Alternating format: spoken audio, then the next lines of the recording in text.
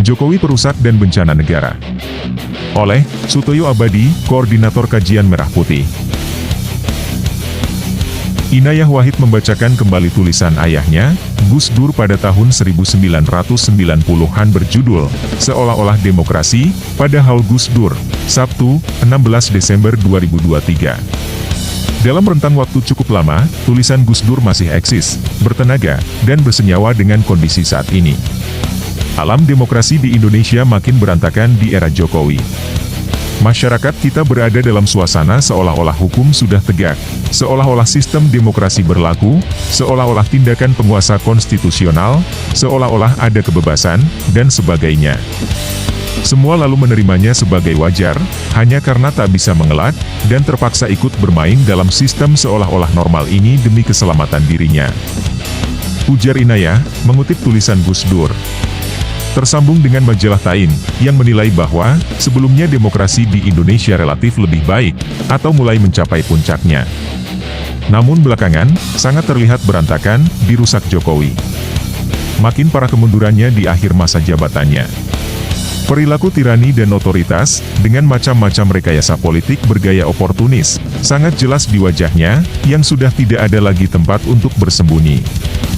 Diperkirakan dan diramalkan, Jokowi akan dikenang sebagai presiden yang mengantarkan kemunduran demokrasi di Indonesia. Dengan kata lain, Jokowi akan dicap sebagai bapak perusak demokrasi. Pada eranya, sama sekali tidak ada kreativitasnya untuk mengangkat pemberdayaan kesejahteraan rakyat. Justru negara terus menekan rakyat yang makin sekarat.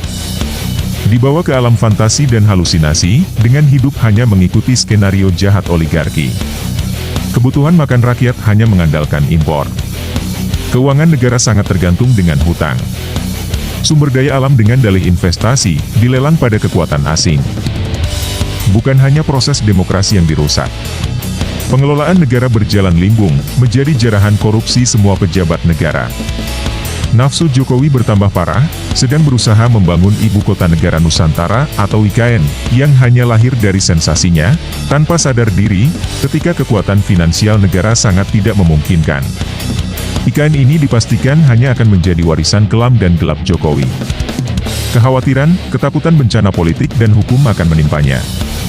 Terlalu sederhana dan spekulasi rekayasanya, dengan menempatkan putra mahkotanya sebagai cawapres, yang diharapkan akan menolongnya. Berhasil atau gagal sebagai cawapres, hampir semua pengamat dan analis politik menengarai, kemampuan yang sangat tidak layak dan pemaksaan Gibran sebagai cawapres dengan menabrak konstitusi.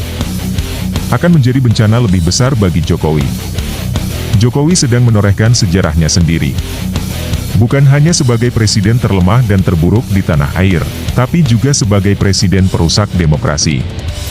Hanya menjadi beban dan bencana negara.